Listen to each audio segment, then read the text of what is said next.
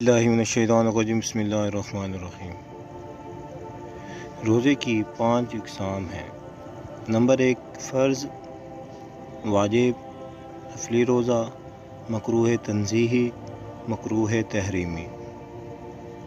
اور آگے فرض کی بھی 2 قسمیں ہیں، فرض معین اور فرض غیر معین۔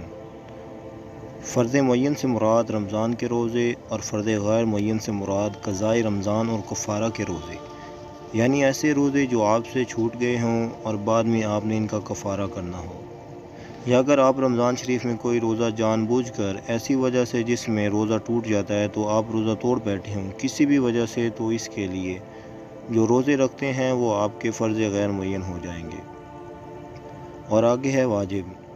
واجب کی بھی 2 قسمیں ہیں، واجب معین اور واجب غیر معین۔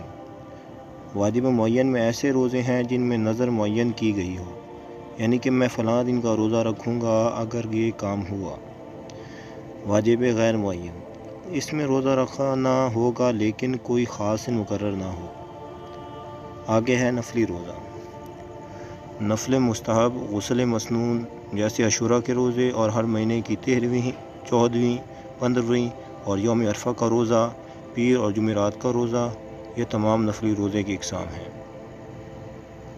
آگے ہے مکروہ تنزیہی، یہ صرف ہفتے کے دن کا روزہ رکھنا۔ صوم دہر یعنی ہمیشہ روزہ رکھنا۔ صوم سقوط یعنی ایسا روزہ جس میں بات نہ کی جائے۔ صوم وصال کے روزے رکھ کر افطار نہ کریں اور دوسرے دن میں پھر روزہ رکھیں، یہ سب مکروہ تنزیہی ہیں۔ مکروہ تحریمی، اس میں عید اور ایام تشریق کے روزے شامل ہیں۔ امید کرتا ہوں آپ کو میری یہ ویڈیو پسند آئی ہوگی۔